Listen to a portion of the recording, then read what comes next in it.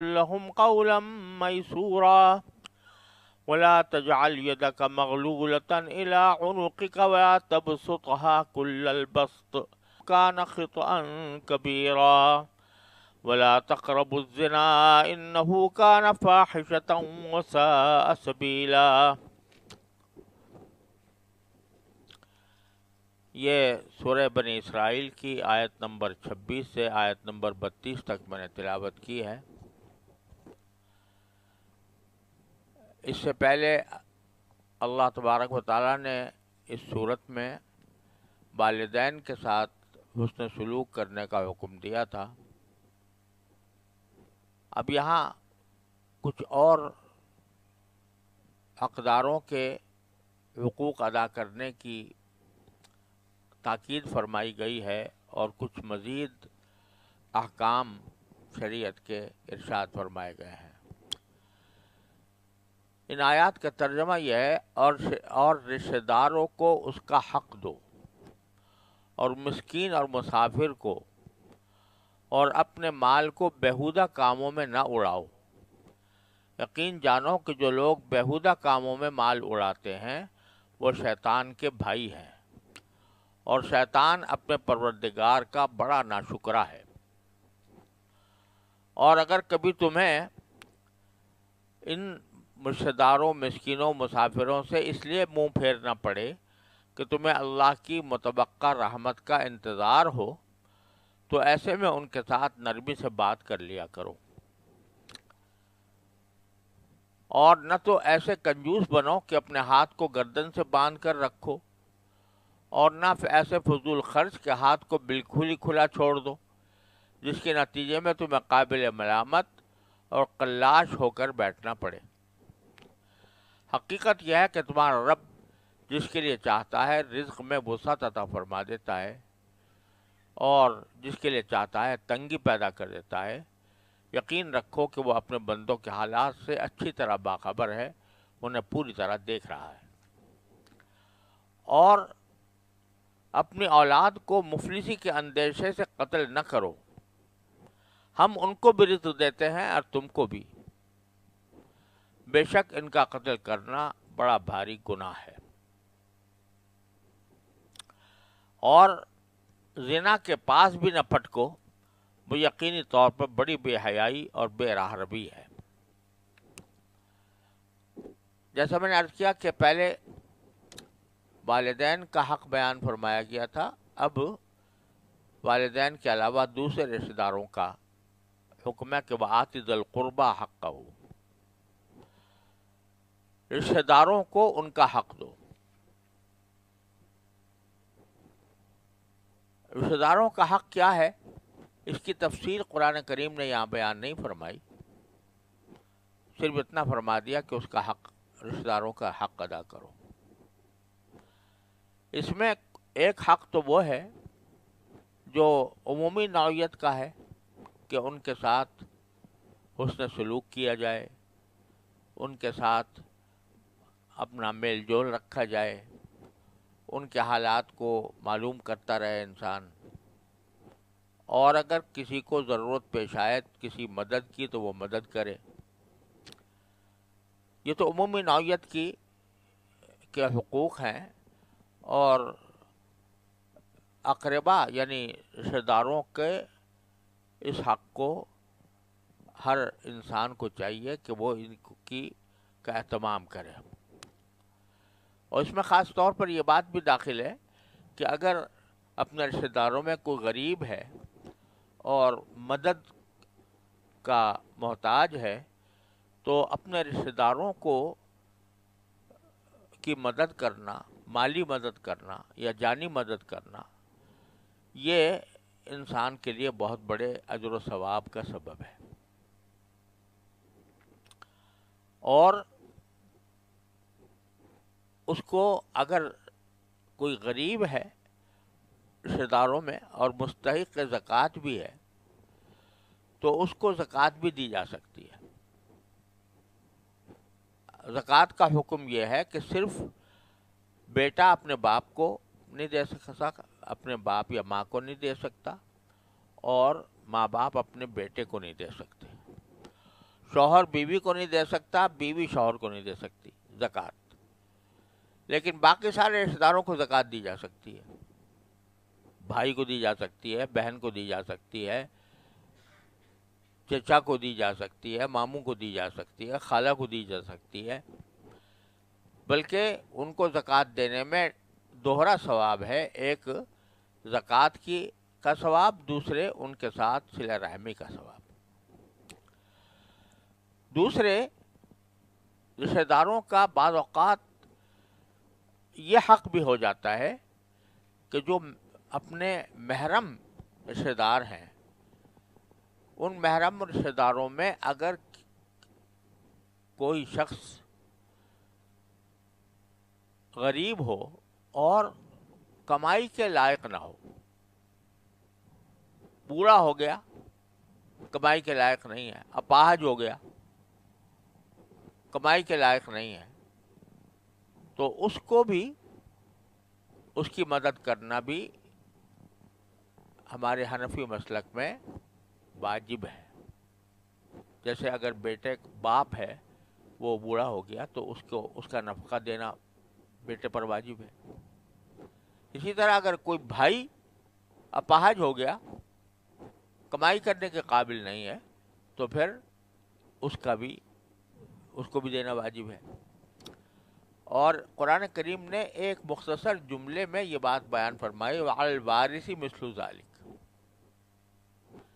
کہ وارث پر بھی اسی قسم کا حکم ہے جو مورث کا ہوتا ہے. یعنی تم اگر کسی کا انتقال ہو جائے تو تم اس کے وارث بنتے ہو. تو اگر وہ شخص جس کے تم وارث بنتے، اگر وہ بیمار اور اپاہج ہے، تو پھر تمہارے پر واجب ہے کہ تم اس کی خبر گیری کرو اور اس کا نفقہ اٹھاؤ. تو اقربا کے حق میں ایک تو یہ بات آ گئی. بل مسکین و ابن السبیل، اور مسکین آدمی کو، مسکین کا مطلب یہ ہوتا ہے وہی فقیر کے جس کے پاس کچھ ہے نہیں، یا ہے تو بہت اس کی حاجت سے کم ہے، تو اس کو دینا. اپنے سبیل سے مراد وہ مسافر ہے جو سفر کر رہا ہے اور سفر کے دوران وہ مفلس ہو گیا، تو اس کی مدد کرنا یہ بھی اس کا حق ہے. اور اگر وہ سفر کی حالت میں اس کے پاس اتنا مال نہیں ہے جس سے وہ صاحب نصاب بن سکے، تو اس مسافر کو زکوٰۃ دینا بھی جائز ہے، اگرچہ اس کے اپنے وطن میں اس کا کافی مال موجود ہو. تو یہ فرمایا کہ ان تینوں کا ان کا حق ادا کرو، رشتہ داروں کا، مسکین کا اور مسافر کا. لیکن ساری فرمایا ولا تبذر تبذیرا، جس کا ترجمہ ہم نے یہ کیا ہے کہ اپنے مال کو بیہودہ کاموں میں نہ اڑاؤ. اس کا ترجمہ اردو میں عموماً فضول خرچی کیا جاتا ہے، لیکن فضول خرچی کے لیے ایک دوسرا لفظ اسراف بھی آتا ہے، اور فضول خرچی کے لیے تبذیر بھی آتا ہے. دونوں میں فرق یہ ہے کہ اسراف تو اس فضول خرچی کو کہتے ہیں کہ جو جائز کاموں ہی میں آدمی اپنی ضرورت حاجت سے زیادہ خرچ کر دے. جائز کاموں ضرورت سے زیادہ خرچ کر دے صرف دکھاوے کے لیے، تو وہ اسراف ہے جائز کام تھا. مثال کے طور پر اپنے گھر کو خوب سجانا، اس کے اندر بہت اعلیٰ قسم کا کے نقوش بنانا، یہ ایک مباح کام ہے. اگر انسان اپنی دل کو خوش کرنے کے لیے کرے یا اپنی اولاد کو خوش کرنے کے لیے کرے تو یہ اسراف نہیں. لیکن دکھاوے کے لیے کرے کہ میرا اتنا عالیشان گھر ہے، تو یہ اسراف ہے. کام جائز کاموں کے اندر بھی ضرورت سے زیادہ خرچ کرنا دکھاوے کے لیے، یہ اسراف کہلاتا ہے. اور تبذیر کہا جاتا ہے ناجائز کام میں خرچ کرنا. جیسے کوئی شخص پیسے خرچ کرے جوا کھیلنے میں، پیسے خرچ کرے گانے بجانے میں، پیسے خرچ کرے سنیما دیکھنے میں، پیسے خرچ کرے ایسے معصیت کے کاموں میں کہ جو گناہ کے کام ہیں، تو وہ تبذیر ہے. تو عام طور سے علماء نے ان دونوں میں یہ فرق بیان کیا ہے. وہ بھی فضول خرچی ہے، یہ بھی فضول خرچی. وہ فضول خرچی جائز کاموں میں ہے، یہ فضول خرچی ناجائز کاموں میں ہے. اس لیے ہم نے یہاں ترجمہ جو کیا ہے وہ یہ کہ اپنے مال کو بیہودہ کاموں میں نہ اڑاؤ، لا تبذر تبذیرا. اور پھر فرمایا ان المبذرین کانوا اخوان الشیاطین، یقین جانو کہ جو لوگ بیہودہ کاموں میں مال اڑاتے ہیں وہ شیطان کے بھائی ہیں. شیطان کے بھائی ہونے کا معنی یہ ہے کہ وہ شیطان جیسا کام کر رہے ہیں اور شیطان کی پیروی کر رہے ہیں، کیونکہ شیطان انسان کو یہی تربیت دیتا ہے اور اس کی تبلیغ کرتا ہے کہ وہ مال کو ناجائز کاموں میں صرف کریں. وَكَانَ الشَّيْطَانُ لِرَبِّهِ كَفُورًا، اور شیطان اپنے پروردگار کا بڑا ناشکرا ہے. اس درجہ ناشکرا ہے کہ اللہ تعالیٰ نے اس کو فرشتوں جیسا وجود دیا تھا، اور اس کو یہ بھی اس کی دعا قبول فرما لی کہ تم جب تک ایک خاص وقت تک تمہیں زندگی دی جاتی ہے. لیکن اللہ تعالیٰ کے اس نعمتوں کا اس نے شکر ادا کرنے کے بجائے لوگوں کو راستے سے بھٹکانا شروع کر دیا.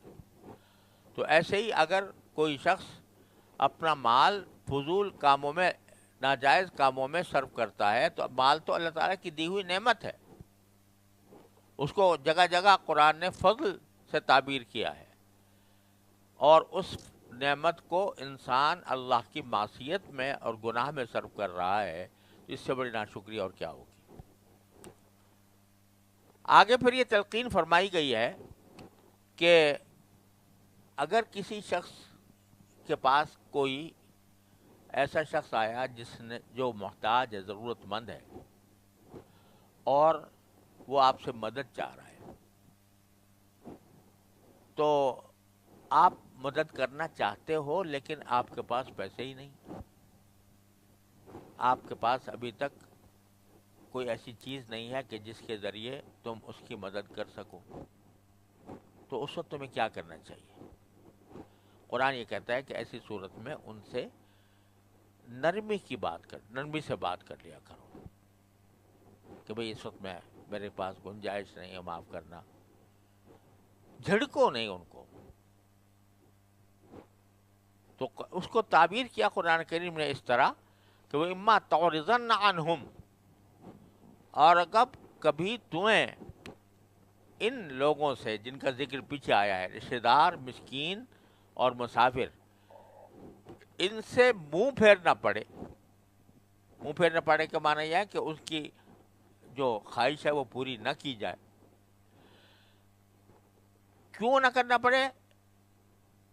ابتغاء رحمت من ربک ترجوہا، کہ تم ان کی طرف تو تمہیں اللہ کی متوقع رحمت کا انتظار ہو. یعنی یہ نہیں فرمایا تم فقیر ہو یا تمہارے پاس پیسے نہ ہوں، بلکہ فرمایا کہ تمہیں اللہ کی متوقع رحمت کا انتظار ہو. یعنی جب انسان اس میں سبق دے دیا کہ اگر کوئی شخص فقر میں مبتلا ہے، اس کے پاس پیسے نہیں ہیں، تنگ دستی سے گزر رہا ہے، تو اس کو اللہ کی رحمت سے مایوس ہو کر نہیں بیٹھنا چاہیے، بلکہ فقر و فاقے کی حالت میں بھی اللہ تبارک و تعالیٰ کی رحمت کی امید رکھنی چاہیے.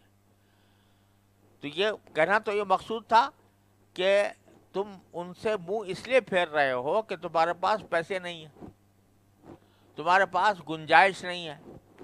لیکن اس کو تعبیر اس طرح فرمایا کہ جو تم اس لیے منہ پھیر رہے ہو کہ تمہیں ایک ایسی رحمت کی امید ہے اللہ تعالیٰ سے جو اللہ تعالیٰ کی طرف سے آئے گی کبھی.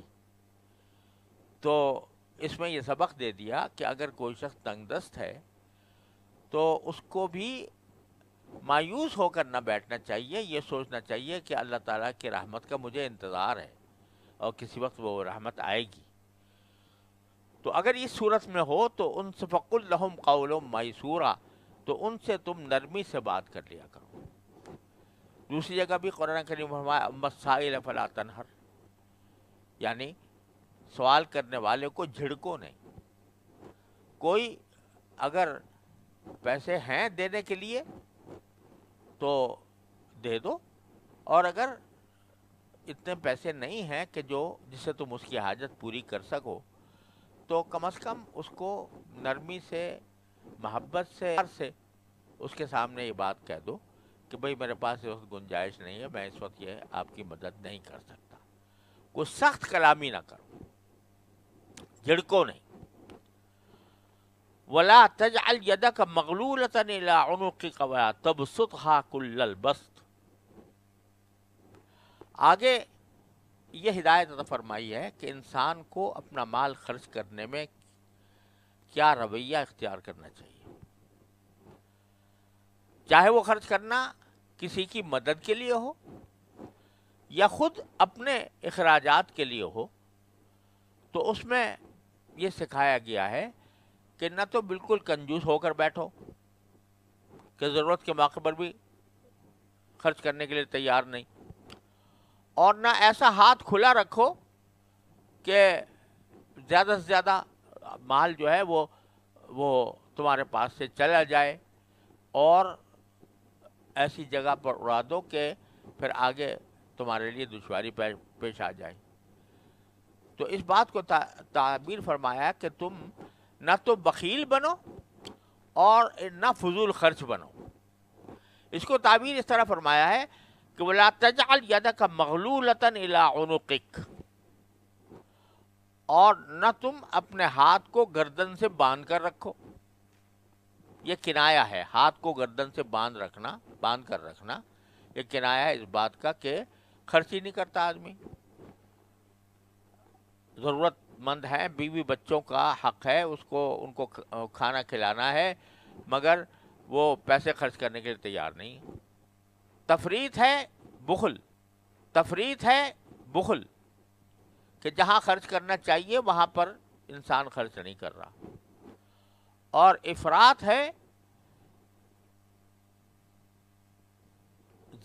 فضول خرچی، یعنی جہاں خرچ نہیں کرنا چاہیے وہاں پر خرچ کر رہا ہے. تو دونوں کے درمیان رہو.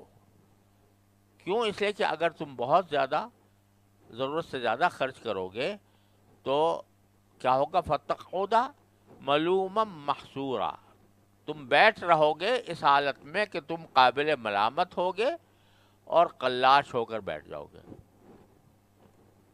محصور کا مطلب ہے کہ وہ شخص جو حرکت ہی نہ کر سکے اور جو بالکل ہی حسرت میں مبتلا ہو کہ بہت زیادہ تم نے خرچ کر لیا، بعد میں تنگی پیش آ گئی تو حسرت ہوگی کہ میں نے کیوں اس میں خرچ کیا. اب یہاں پر یہ بڑا اہم اصول بیان فرما دیا. یہ جیسا میں نے عرض کیا کہ عام خرچ سے بھی متعلق ہے اور خاص طور پر صدقات وغیرہ سے بھی متعلق ہے. اسی لیے حضور اقدس صلی اللہ علیہ وسلم نے فرمایا ابدأ بمن تعول، صدقے میں سب سے پہلے شروع کرو ان لوگوں سے کہ جو تمہارے عیال میں ہیں، اور ایسا نہ ہو کہ تم نے اپنے بیوی بچوں کو تو بھوکا مار دیا اور کسی کو بہت صدقے سے نواز دیا. یہ درست نہیں ہے. اور دوسری طرف ایسا کنجوس بن کے بیٹھ گئے کہ کبھی کسی کو دینے کا تصور ہی نہیں آتا، تو یہ بھی پسندیدہ نہیں ہے. اور اللہ کی راہ میں خرچ کرنے میں یہ بات ذرا سمجھ لینی چاہیے کہ اللہ کی راہ میں خرچ کرنے میں اس بات کا لحاظ رکھنا چاہیے کہ اپنی بیوی بچوں کا، اپنے اہل و عیال کا حق مقدم ہے. اتنا سب کچھ کسی کو صدقے میں اللہ کے راہ میں اتنا خرچ کر دینا کہ اپنے پاس کچھ بھی نہ رہے، بھی بچوں کو کھلانے کے لیے کچھ نہ ہو، جائز نہیں ہے عام حالات میں. لیکن اگر اس کے بیوی بچے بھی اس عمل سے خوش ہوں اور وہ اس پر راضی ہوں کہ چلو ہم فاقہ برداشت کر لیں گے مگر یہ اللہ کے راستے میں تم خرچ کر دو، تو پھر اس صورت میں وہ خرچ کر دینا بھی جائز ہے. حضرت صدیق اکبر رضی اللہ تعالیٰ عنہ غزوہ تبوک کے موقع پر سبھی کچھ لے کے آ گئے اور سارا کچھ اپنا حضور اقدس صلی اللہ علیہ وسلم کے سامنے پیش کر دیا. تو یہ اس وقت ہے جب کہ اس کے اہل و عیال وہ خود اس بات کے پر راضی ہیں کہ وہ چاہے انہیں فاقے برداشت کرنے پڑیں لیکن وہ اللہ کے راستے میں خرچ کرنا چاہتے ہیں، تو پھر تو بے شک خرچ کیا جا سکتا ہے. لیکن جہاں یہ اندیشہ ہو کہ ان کے حقوق پامال ہوں گے تو وہاں پر انسان کو خرچ کرنے سے بچنا چاہیے. آگے پھر حکم دیا اولاد تقتلوا اولادکم خشیۃ املاق، اپنی اولاد کو مفلسی کی وجہ سے خرچ نہ وہ قتل نہ کرو، مفلسی کے خوف سے. یہ اہل عرب میں عام رواج تھا کہ اپنے اولاد کو قتل کر دیتے تھے، اس لیے کر دیتے کہ ہم ان کو کھلائیں گے کہاں سے. اب یہ عجیب و غریب وحشت اور بربریت کا معاملہ تھا کہ اولاد ہوئی ہے اور بیٹا ہوا ہے لیکن بیٹے کو قتل کر دیا کہ کھائے گا کہاں سے. بیٹی کو خاص طور پر قتل کر دیتے تھے. اس کی دو وجہ تھی، ایک مفلسی کا خوف اور دوسرے بیٹی کا ہونا عار سمجھتے تھے. تو دونوں صورتوں میں فرمایا کہ مفلسی کے خوف سے تم اولاد کو قتل نہ کرو، نحن نرزقہم وإیاکم، ہم ان کو بھی رزق دیں گے تم کو بھی دیں گے. ان قتلہم کان خطأ کبیرا، ان کا مارنا بڑی زبردست خطا ہے، بڑی زبردست غلطی ہے. یہاں ایک طرف اسی سے یہ بات بھی نکلتی ہے کہ بھائی رزق تو اللہ تعالیٰ نے اپنے ہاتھ میں لیا ہوا ہے، لہذا اللہ تبارک و تعالیٰ کی تخلیق میں اور اس کی ربوبیت میں آدمی خود داخل ہو اور یہ کہے کہ بھئی اگر اولاد زیادہ ہو جائے گی تو ہمارے کھائیں گے کہاں سے، اور مفلسی پیدا ہو جائے گی. اس کے نتیجے میں یہ تحریک چلائی جا رہی ہے آج کل کہ ضبط ولادت کی، کہ بچے کم پیدا کرو. تو یہ تحریک بھی اس قرآن کریم میں جو فرمایا نحن نرزقہم وإیاکم ان قتلہم کان خطأ کبیرا، یہ اس سے متصادم ہے. اس کا مطلب یہ ہے کہ تمہیں رزق کا معاملہ اپنے ہاتھ میں لے لیا. اللہ تبارک و تعالیٰ فرماتے ہیں کہ ہم تو ان کو بھی رزق دیں گے تمہیں بھی رزق دیں گے. تو تمہیں رزق کے کم ہونے کی وجہ سے تم اولاد کو قتل نہ کرو، اور جب قتل نہیں کرنا تو پھر اس کے سدباب کرنا بھی اسی میں داخل ہے. وَلَا تَقْرَبُوا الزِّنَا، اور زنا کے پاس بھی نہ پٹکنا. اِنَّهُ كَانَ فَاحِشَةً، وہ بہت بے حیائی ہے، وَسَاءَ سَبِیلًا، اور بے راہ روی ہے، برا راستہ ہے.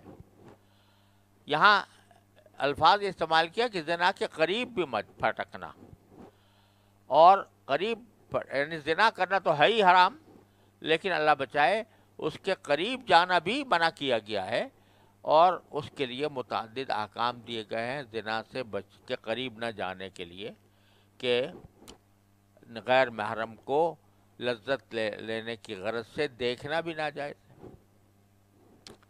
بد نظری ناجائز ہے، اور کسی عورت کے ساتھ خلوت جائز نہیں ہے. عورتوں کا مردوں کے ساتھ اختلاط منع کیا گیا ہے.